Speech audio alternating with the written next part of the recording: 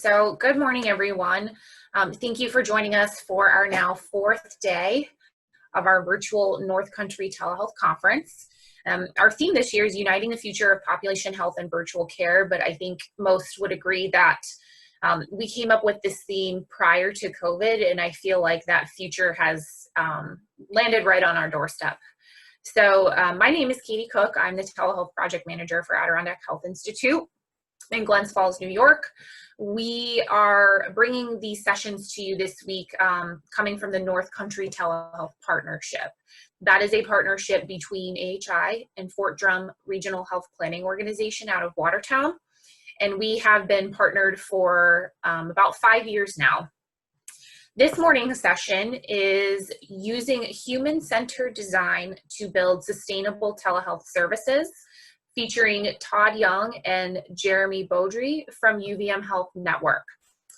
So we do want to give a sincere thank you to all of our past sponsors, including UVM. This is the 6th year of our North Country Telehealth Conference, and we would not be able to put on these events without the support of the organizations represented on this slide.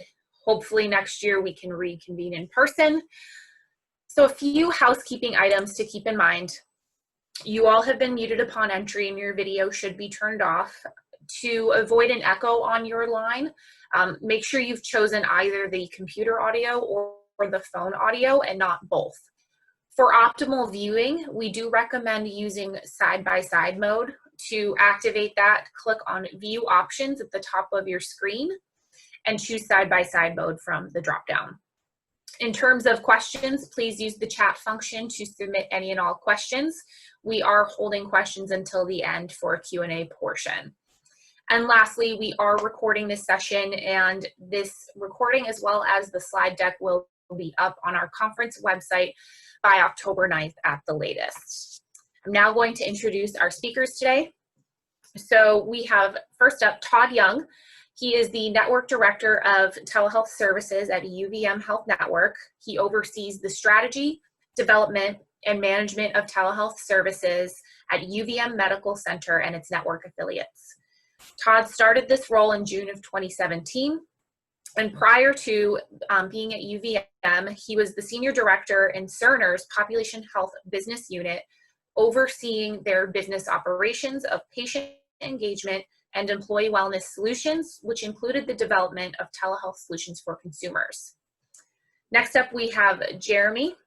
He is the lead healthcare experience designer at HicoLab, a design and innovation lab embedded in the UVM Medical Center in Burlington. Before joining UVM, he was a professor of design and director of the Design for Social Impact Master's Program at the University of the Arts in Philadelphia. His research and design practice focuses on creating collaborative tools and methods with individuals, communities, and organizations in the service of systems-wide change and innovation efforts. So, Jeremy, you're welcome to share your slide deck and take it away. Hey, thanks, Katie. Well, while Jeremy is bringing up the slides, I just want to thank you all for taking the time to join us in this discussion today. Jeremy and I really hope that we are bringing a unique perspective to this topic of e-health and virtual care, focusing on the topic of human-centered design and user experience. We want to discuss with you these techniques and how they have helped us meet the challenge, specifically around COVID, but how we're going to use this in the future and to make our programs both resilient, mature, and sustainable here at UVM. So Jeremy, if you could go to slide 2. Sure. Our telehealth team at UVM Health Network provides services to the entire network at UVM with 6 hospitals in context, anchored by the University Medical Center in Burlington, Vermont, but also Central Vermont Medical Center in Berlin, Vermont, Champlain Valley Physicians Hospital in Plattsburgh, Alice Hyde Medical Center in Malone, Elizabethtown Community Hospital in Elizabethtown, New York, and Porter Medical Center in Middlebury, Vermont. We also assist with services for home health and hospice at both for the counties of Chittenden and Grand Isle in Vermont. Next slide, please. Like many of you, UVM Health Network was faced with a daunting challenge to aggressively expand telehealth programs during the beginning of the pandemic. We were fortunate that we had existing program and implementation methodologies in place prior, since I had started back in 2017.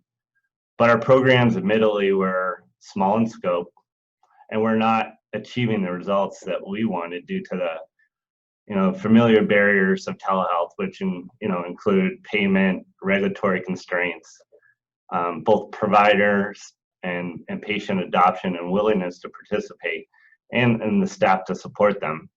And then lastly, everybody knows in our area the infrastructure constraints for both patients and providers. But along came COVID, and many of those constraints either disappeared through regulatory changes, or people were finding ways to engage to work around them. So here's some context of our response. Prior to COVID, we had about 25 departments using telemedicine, and we quickly went over 100. And I don't really have a exact count because it kind of strays and is a little gray when we get out to our affiliates. But we went from about 60 virtual care visits a week to over 7,000 at peak. We went from about 150 users on our telehealth platforms to 3,200 in about 10 days. And then we created some unique programs, at least they seem unique at the time, using virtual PPE by putting iPads in COVID positive rooms and deploying devices out to our skilled nursing facilities in the community that weren't our own, but our providers were having to see these patients. And then lastly, we established some new televideo programs with ED to ED and ICU to ICU to support our community and critical access hospitals in the heat of the pandemic as well. Next slide, please. Next slide. So when faced with this challenge to expand our program in March, I knew that we'd have to do things a bit differently. My team then consisted of 5 telehealth resources. My first ask to our senior leadership was I needed to partner with the HicoLab to get this thing off the ground. The HicoLab, as we said in the intro, is a healthcare-focused design and innovation team that's embedded in the UVM Health medical group. They are experts in human-centered design and focusing on the concept of user experience. When I look back at our response to COVID, the COVID challenge, there were 5 key strategies that stand out where we really addressed user experience. The first part was, my small team of 5 needed to expand to a multifunctional team that included project managers, infrastructure engineers, desk side support resources, trainers, application support, builders, and patient support folks that knew nothing about telehealth. So we partnered with Jeremy and team to use human-centered design concepts to both facilitate and build a design of what I call our telehealth factory to build this up in around a 10-day time frame. And so the HicoLab really helped us in that facilitation and that process design. We put together a war room and where we identified both the resources and how we were going to operate that factory going forward.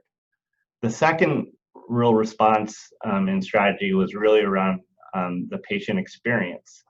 And one of the things that we built right off was to build a patient onboarding support function to call our patients in advance to address any technical or workflow issues prior to a visit so they could have successful visit with the patients, with the providers. Now, this is a service that we have made permanent at UVM Health Network for new patients of telemedicine. We also needed to address our workforce training. In March, our workforce disappeared on us and went totally remote in our clinics, in our ambulatory clinics. So we had to quickly build webinars and training videos on the fly to provide this training to the staff that were working from home. And then to add to that, we needed to figure out how to do virtual at the elbow support. So we spun up a support hotline with, folks that were identified to be furloughed employees that were practice experts but weren't telehealth experts. But we created this hotline, trained them quickly, and they provided support of the new workflows to all the clinic staff.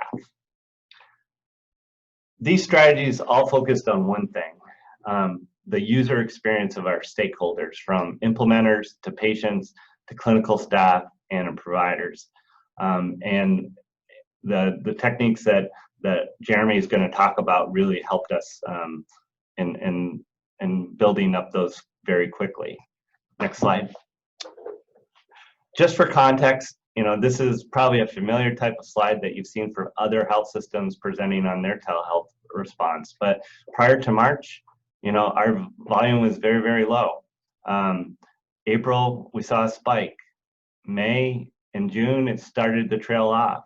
But we are really pleased that July and August, we've stayed steady, and the numbers for September look steady as well. But now we're anticipating October, November, December, we'll see a rise because our med group is working to address operational changes for the flu season. And for example, we're looking at 60% of our primary care visits to be virtual in that period. And so we'll probably see our per day visits go up to about 1,500. Next slide. So lastly for me, and then we'll turn it over to Jeremy, our partnership with the HicoLab luckily preceded the COVID crisis. In December of 2019, we started a project to address telehealth barriers that we were experiencing by doing a deep dive on one of our programs at Porter Medical and primary care practices. When we launched that project, we really had three goals, and one of them was to educate and train my telehealth team on the human-centered design methods and tools, because we knew that we needed a different approach to address some of those barriers. And then the second goal was to really improve the Porter program itself and develop what I call the secret sauce that we would apply to all our existing and future programs as a part of the UVM Health Network telehealth services. And then lastly, we are helping the HicoLab develop and test a design education program for the Health Network to be used in other areas of other than telehealth. As you'll learn, that HCP can be applied to any process that you want to improve. So we were very fortunate to have done this work together prior to the COVID crisis, and because we both educated the HicoLab on all things telehealth, but we educated my team on how to operate in this model. So now I'd like to really turn it over to Jeremy and provide the high value part of this presentation, and that is, more education and introduction into some of the methods and tools that we used. Thank you. Great, thanks Todd for that awesome introduction and kind of context setting. And it really, just at the outset, it really has been a very productive and rewarding partnership for us and HicoLab to be partnering with telehealth for many months now. And I think the strength of that relationship has really facilitated some really great work that we've been able to accomplish. What I'm going to try and do through the remaining portion of the presentation is kind of walk a line between some information more about kind of the process of human-centered design as well as the really good work that we actually did together in the response to the COVID-19 pandemic and really spinning up telehealth video visits very quickly in a short amount of time and working to improve and iterate that. So as you've heard, HicoLab is a design and innovation lab based in the UVM Medical Center. We're also a resource to the UVM Health Network. Many healthcare organizations across the country are starting to have their own in-house design and innovation teams, and they may have different focuses. Our focus at UVM is really on improving the experience of healthcare services for all of our patients, their families, but also, of course, for our healthcare providers and other support staff who work in the organization. So we're really focused on the service design, the experience design of what it means to seek and provide care within our organization. I also want to just make a note here that I'm one of 4 folks in HicoLab. We're a pretty small team. It's me and another healthcare experience designer. We also have a director of innovation and an innovation coordinator. And I mention them because all of the work that we're talking about today was in really deep collaboration with the entire team. So I'm here as a representative of HicoLab, but I am not the sole kind of author or owner of the work. So many folks came together to make this work happen. Now, just briefly, some folks may not be familiar with this idea of human-centered design and may have kind of certain preconceived ideas about what design is and what it does. Human-centered design really simply is just a creative approach to problem solving that keeps the people you're creating solutions for at the very center of the process. So it's that human-centered piece that I want to focus on in terms of really letting the people who use your services, use your products, letting their experience drive the kind of decisions that you make when you want to create something new or improve upon something that already exists. And we typically talk about human-centered design as kind of existing in 3 different iterative phases that often overlap. We begin with discovery, which is really just deep research to understand, what are people doing? What are they experiencing within a given problem space? We take what we learn from that research, which is often very qualitative, and then we take it into the design phase where we do brainstorming to come up with the ideas, the things that we can create together to improve upon a situation. And we often do that through what we call prototypes that we test and evaluate to make sure we're on the right track. And then looking towards the end of the process, we're looking towards transitioning to a more sustainable implementation. So we're building things out more fully, possibly at scale, and we're handing them off to the people who can own that work going forward, and also looking at how we measure and evaluate it moving forward over the long term. So what does design do? I'm going to run through some slides here that kind of show you what human-centered design activities look like. Again, with the research side of things, it's very much about talking to people, to understanding them. So we do a lot of interviews, we do co-creative workshops where we activate people in different ways to get them sharing their experiences with us through visual means. We use all the things we learn and we make sense of it very visually through a synthesis process. We do a lot of mappings to understand the systems and the processes around any particular kind of thing that we're working on. And then again, we make them.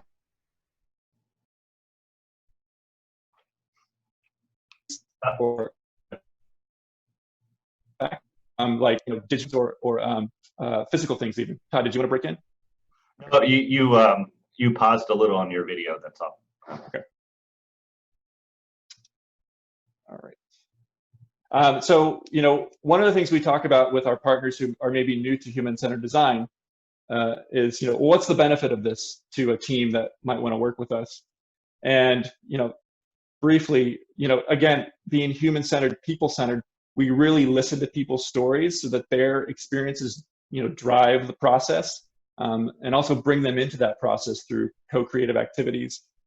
We make sure we're solving the right problem. We spend a lot of time up front to really dig into underlying issues, root causes, the problem behind the problem, so that we're spending our energy and resources in the right way. We're focused on systems awareness, so understanding how things live inside a context of other systems, other organizations. We want to work together better. So collaboration is really privileged in the human-centered design process. And so we often demonstrate new ways of working and collaborating with the people that we work with. As designers, we're really focused on taking action in order to learn quickly from that action and to iterate it. So we kind of start with small, low-risk experiments, try things out, learn from them, and keep going. Design is a creative process, and as such, it's really inherently open and optimistic. And that kind of mindset brings a particular kind of energy and enthusiasm to the work that really, I think, supports innovation. And then finally, as you might be starting to gather, we really embrace visual thinking as another way to process and to communicate. So not just verbal or text-based, but thinking in an integrated way through visual means. So now I'm going to jump in to the work that we have done most recently with telehealth in response to the COVID-19 rollout of really expanded video visits at the health network.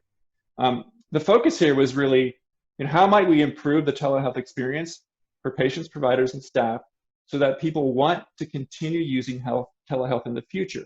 Now that's important. So we had, as Todd mentioned, and many of you have experienced, we had this burning platform of, we just got to get video visits up and running. That's the only way we can provide care, particularly in April and May. But thinking long term, here's an opportunity to really hook people into the opportunity of video visits and telehealth more broadly.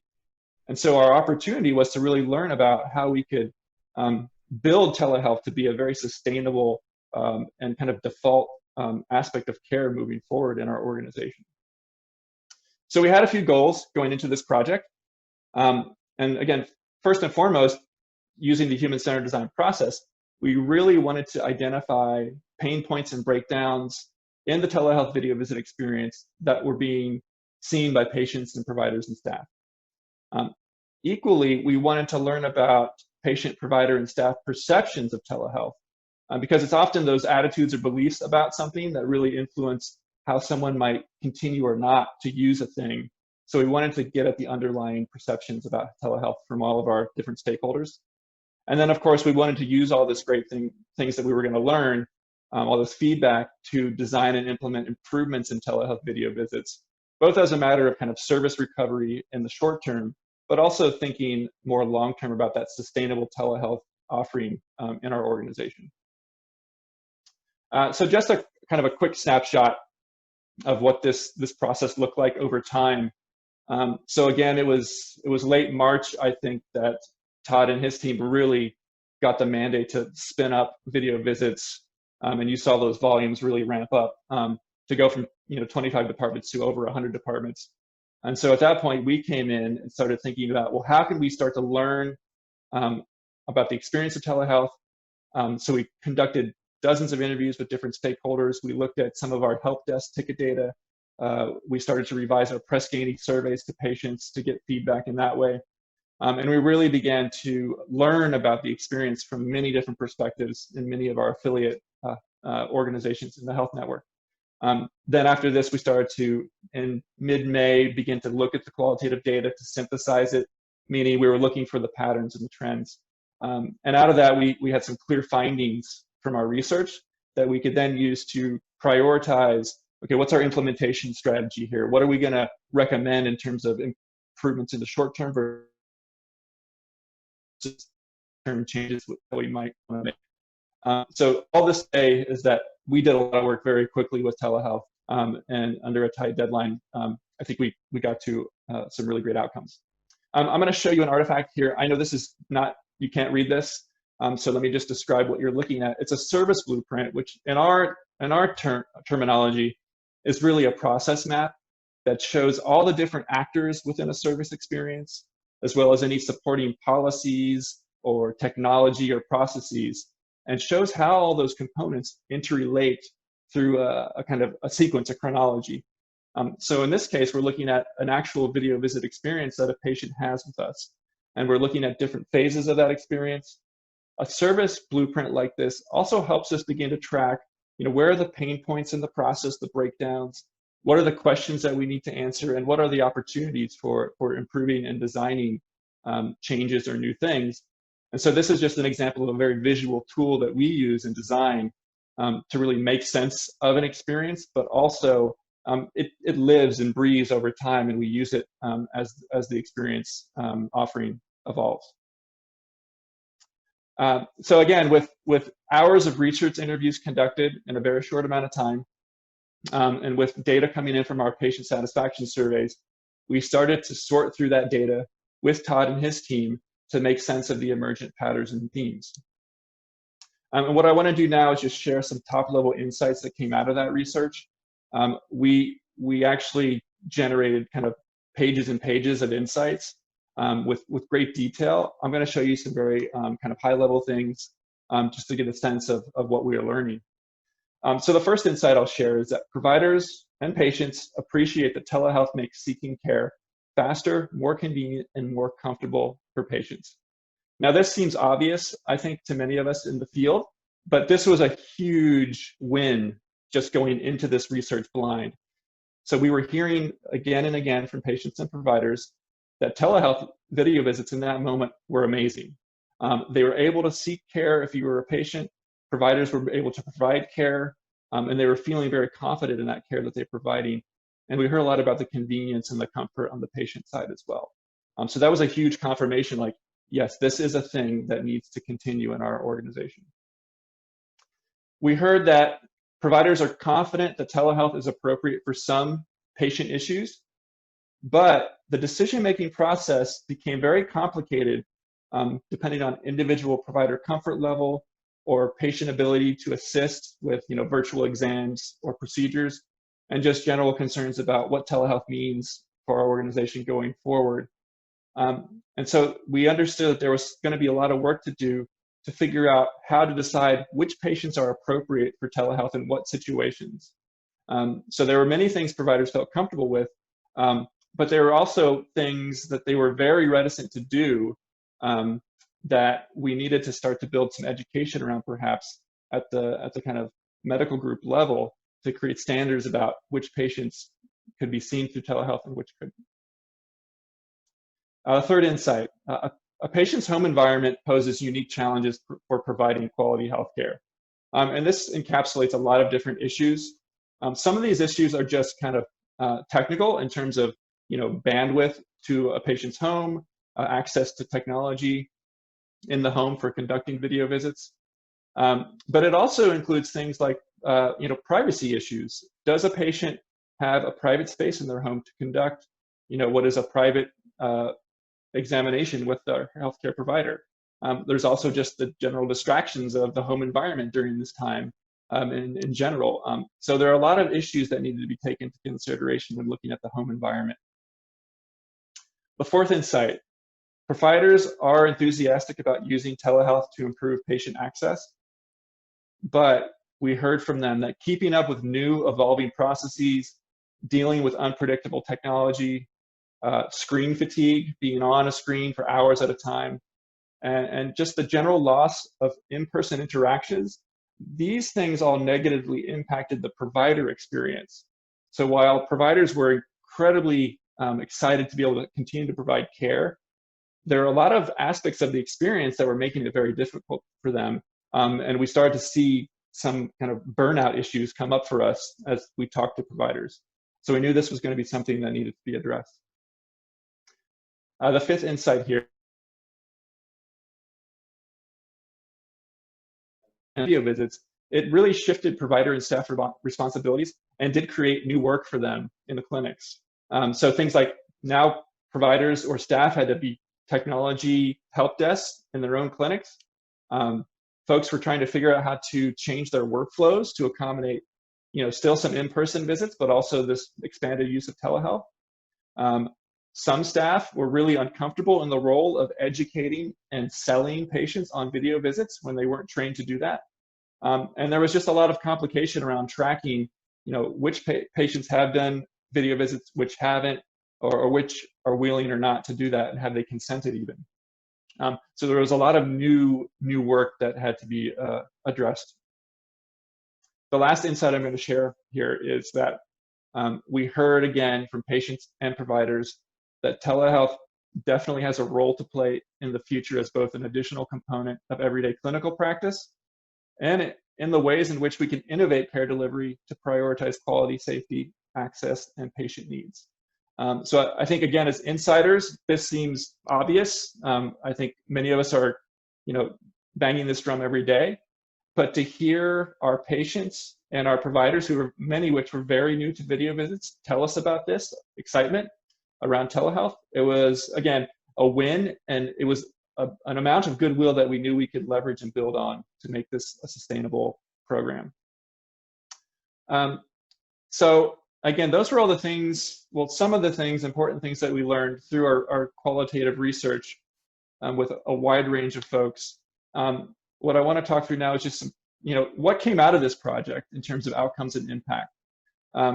So firstly, again, through our methods and design, that service blueprint as an example, and through the research, we began to develop a more clear picture of the video visit experience, the processes around it, and the systems that it's a part of. And that helps us make good decisions about where we need to put energy and prioritize changes. Again, we learned from dozens of users about their experience of telehealth. And really, this is about building empathy with people so that the things that we are creating, whether new things or changes to things, really are meeting what the needs are that we've identified. In the short term, we were really able to apply some of our learning to make quick improvements to the video visit experience service. So for example, we were very quickly able to update some of our patient-facing materials to respond to needs patients were having around better communication and instructions for video visits.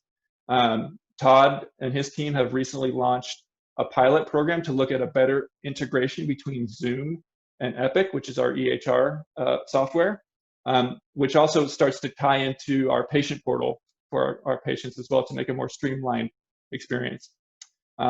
We were able to make research-led design recommendations that can then be evaluated and prioritized for implementation by a number of key stakeholders, both on the telehealth team, but in the clinical environment, as well as with senior leaders who have a stake in this as well. And then finally, as Todd has mentioned earlier, out of this work, the telehealth team has been equipped with HCD methods and tools, which we believe can help them continuously improve the service over a longer term, because they've learned some of our techniques to maintain this kind of innovation moving forward. There's some bonus stuff here we thought it was important to recognize, which has to do with our larger organizational culture, which we're always trying to work on and improve, I think. One thing, we got a very high response rate to our requests for interviews. And we believe what that points to is real employee appreciation for opportunities to provide meaningful impact, particularly in a time of great stress, with a very new experience, the video visit program coming out. So we think that builds a lot of goodwill between how we can sustain this moving forward. The interviews themselves actually created a really interesting opportunity for people to process their experience in real time. And what I found conducting interviews was that people were realizing the value of telehealth as they were kind of talking through with us what they were doing, what it meant for their patients. And so I think there was a transformative experience that was happening as we sought people's feedback and participation in making this program better. I think overall, this project really demonstrates the ability to rapidly respond to change, learn from it, and to iterate, which I feel is one of the reasons why Todd and I like talking about this work, and we like talking about it to our colleagues in the UVM Health Network. Finally, I think that our skillful approach to remote work, our partnership, HicoLab and the telehealth team, as well as the kind of research we were able to conduct remotely, I think it's showing our organization how we can work together differently and setting new standards for how remote work can happen in our organization, which doesn't seem to be going away anytime soon. I'm coming towards the end, and what Todd and I wanted to leave you with were some kind of principles that you might start to apply in your own organizations, because it's very likely many of you don't have a designer working in-house on your teams. It's very likely you don't have a design team like HicoLab in your organizations. But I think there are some principles here that you can start to apply to your work. And one thing we want to do too is share out some resources for further investigation by you if you're interested. which I'll do at the end. So our first recommendation has to do with that kind of problem framing piece. So, you know, before jumping into just the doing and the acting, you know, really ask rigorous questions with your team to frame that problem with more sensitivity to the underlying issues, the broader context, that systems awareness piece, and also paying real close attention to what the desired impact of any kind of project or opportunity might be. This is all to say, spend time making sure you're solving the right problem before you just jump feet first in. The second recommendation here, and this really gets to the heart of human-centered design, is to seek meaningful input and participation from your end users, your stakeholders, whoever they might be. At the very least, talk to them, hear what they're saying, take those learnings back and use them to make decisions. You could level up and start to actually invite them in to participate as co-creators in the things that you're changing or making. The point here is to bring diverse groups of people with different perspectives so you can build a real understanding of the complexity around healthcare and telehealth in particular. Our third recommendation is to, as early as possible, create quick experiments or prototypes, which can help you validate your assumptions and test the impact of your work before you get to the big thing that you roll off and hope works for the best. This is a more rapid, iterative way to start to test out little things that you might want to create, and then take an evidence-based approach to how you iterate and scale them up. Our last recommendation is there are some ways you might think about building design capacity into your teams. So there are a number of organizations that provide trainings in human-centered design methods and tools. Sometimes these are just webinars. They might be like one-off workshop courses. There are additionally longer-term professional development kinds of experiences, so online courses offered by leading design consultancies or design education organizations. You might think about partnerships with designers. That could mean bringing in a contractor who is a human-centered designer to consult with you on a project. It could be actually partnering with a design agency for a more longer-term, more robust engagement. And finally, if this is attractive to you in some way, you might think about creating a design team in your organization. So perhaps there are some new hires you bring on that have a design background to help do some of this work with you and learn from them. So as we close here, this is a URL to some additional resources that we're going to be putting up for you to look into. You know, articles, books, videos that look at design and healthcare in particular. We have some kind of template resources that we can offer there as well as case studies of other types of design and healthcare projects. I'll just note that there's still more resources to be put at this web link, but we'll be getting to that in the next day or two. So check back if you don't see anything there. And I think lastly, Todd and I will be happy to speak with anybody to go into more detail and to have a conversation about any questions you have or observations you have about this work. We're going to end there before I turn it over for questions and answer period. Todd, was there anything you wanted to wrap up with, or just close this out? No, I think you covered the topic good. I saw some questions come in. I think if we could dip into those, I think that will help the cause here. Great. Yes, so we did get some questions in. So if people want to submit their questions, just to make sure you don't get cut off at the end, please submit them now. So the first question is from Regina Monthony. And this was earlier in your presentation, kind of describing the concept of human-centered design. How do you identify, fix the right problems? And I think maybe she means like, what are the right problems? Mm-hmm. Wow, that's a great question, and gets to, I think, the crux of that first recommendation that we offer. I'll just share from my perspective. I want to hear Todd weigh in on this. I think, you know, there's a lot of different inputs to solicit and determining like what the right problem is. He keeps freezing. perspectives on a particular, gathering multiple perspectives on a particular set of issues or a problem opportunity is really important. But of course, leadership is going to weigh in on these things as well. There's going to be external forces that are going to kind of drive decision making about what the right problem is to solve. I'm going to stop there and let Todd kind of jump in on that. I'll just reference, I'll reference some training material that the HicoLab gave my team. There's 4 questions that I have on sticky notes on my wall right in front of me that I go to when I'm when I'm leading a meeting with folks to identify problems. And the questions are: what's the problem we're trying to solve? What's not working? What is the impact that you want to have? And what might get in your way?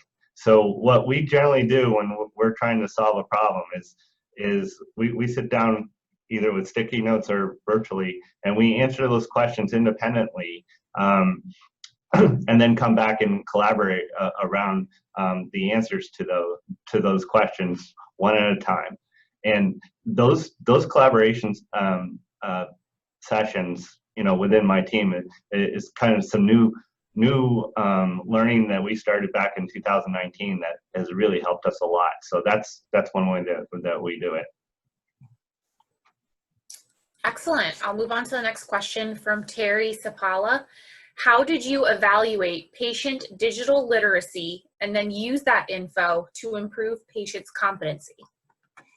Yeah, I'll take this one first. That's an interesting question, and the fact that where we started and where we are now are 2 different spaces.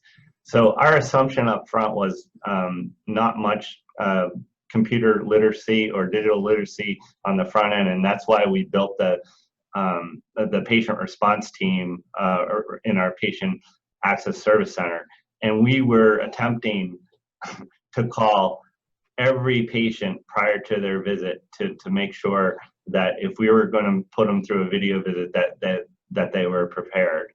But what we have evolved from was now we have data in our EMR of people that have successfully completed telemedicine visits, and now we're only calling people that are new to telemedicine. And now that we've done over 126,000 visits since March, that number, the number of people that we have to call to assess their literacy is a whole lot less. So we'll continue to work on that, but that was one of our big barriers in the front end of this before the pandemic was digital literacy. One of the other bright spots is there's been good things and bad things about Zoom in the press, but the good things is that many of our patients were using Zoom for other use cases, to exercise, to go to church, to do book club, all those sorts of things. Mm-hmm. Using a common technology like Zoom for video visits has been a godsend because of that. And I think that's a good decision point, or a good thing to think about with future services, is just making sure that using common technologies like that makes a heck of a lot of difference in the support and literacy of your patients as a whole. Okay. Next question is from Ray Babowitz. Are you finding any perception that quality of care is being impacted negatively from patients and or providers? If so, how are you messaging to overcome that perception? Another great question. There's going to be dozens of studies, or probably thousands of studies that are going to be done on this subject in the future. Our biggest input around quality right now is feedback from our patients and what our patients are thinking. We have now completed somewhere around 7,000 Press Ganey surveys, and we have somewhere around a 30% return rate on our Press Ganey surveys around patient care. What we're finding is that video visits and in-person visits are very similar in their satisfaction ratings in the common fields. And so that's really good news to us. Mm-hmm. But we're also getting specific feedback in comments from those those visits where some people are very negative about it and some people are very positive. So in most surveys, you know, the people that are motivated to answer these are either people that were widely impressed or not widely impressed, or people that are just very good about responding. You know, so I'd say that the early news is that the quality has been good by the perception of patients, but we have, you know, there are things that we need to improve, and we're getting feedback from our providers around. I think these are really good things that are coming about. What's the maturity look like for telehealth? You know, what data does providers need? Do providers need prior to a visit? And what the tools does my team need to provide them and the patients to do such? Things like questionnaires to ask about blood pressure and weight and other things prior to visits. Also, you know, being able to have devices actively report on data back to the patient. And other types of questionnaires that they would normally get, you know, as a part of an in-person visit that we're not, that we didn't necessarily have infrastructure to put in place at the get-go, but they're asking for it now. All those things will help improve quality in the future. And for us to measure that quality, again, is to listen to both our providers, our staffs, and our patients to get that. But the early news is it's been good. Jeremy, any thoughts on that? Well, I think I would just add, I think that was a real concern we heard from patients and providers early on as we conducted our research interviews, and gets to some of that work we wanted to understand around the perception of telehealth. You know, as we started talking to more and more people who had experience with video visits, you know, quality seemed to depend a lot on the quality of the relationship that patients and providers were having through that video visit interaction. And so even if the care was limited because of the virtual environment, if the relationship was good and people felt like they connected with the other person, the perception of quality was really quite high and the satisfaction was quite high. Now, I think that had a lot to do with just the kind of moment of the early days of the pandemic restrictions. So I don't know if that sustains it through the long term, but you know, just that ability to connect in any way with your provider, it gave people a sense of comfort and ease that I think translated to quality for them. Okay. This is the last question that's popped up in the chat. So if anyone on the line has questions, please submit them now. Donna Beal asks, did you find patient satisfaction with telehealth varied with age? How did older adults respond to participating in telehealth visits?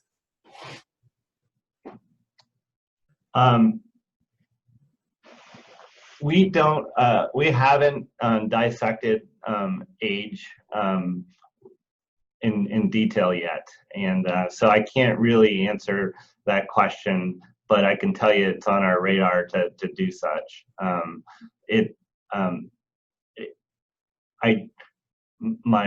My thoughts are based on some of the interviews that we've been on, and I've been on a few patient experience panels with our patient advisors. It's mixed, where some of the seniors just want in person, and some are very happy about it. It's an area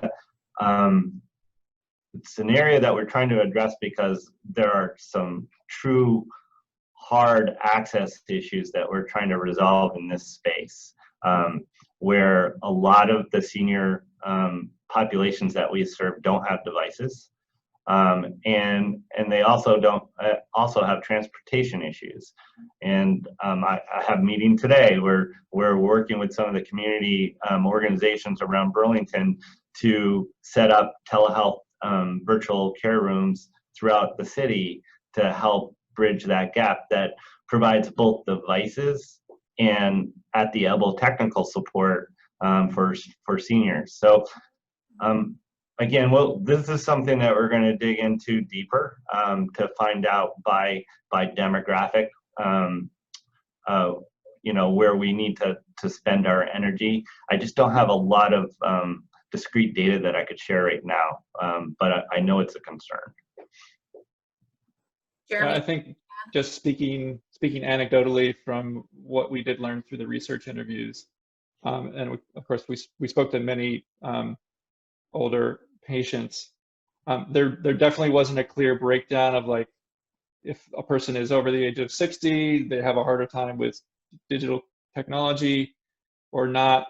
It was very mixed. Often it had to do with kind of personal preference about how people like to relate to others, how important body language is to them, or just kind of the presence of being with somebody. I also speculate that education and kind of economic status probably has more of a role to play than the age demographic point. So it's definitely, it needs more investigation, as Todd said. Okay, that's the last of the questions that came in. Do either of you have any closing thoughts for the group? I'm just grateful for the opportunity to talk about this. And again, as Jeremy said, feel free to reach out to us in the future if you wanted to discuss this in a more personal setting. Yeah, I echo that. Thank you. Excellent. Yeah, human-centered design is certainly becoming more increasingly prevalent and popular in healthcare. So this was a really interesting presentation. So thank you. So yeah, thank you to our speakers. We are going to reconvene at 2 p.m. today for our afternoon session. So hopefully you'll join us this afternoon. We're going to be learning about optimizing telepsychiatry in a post-COVID-19 world. Thank you very much for attending this morning. And Todd and Jeremy, thank you again, and have a great day, guys. You're welcome. Thanks all. Bye.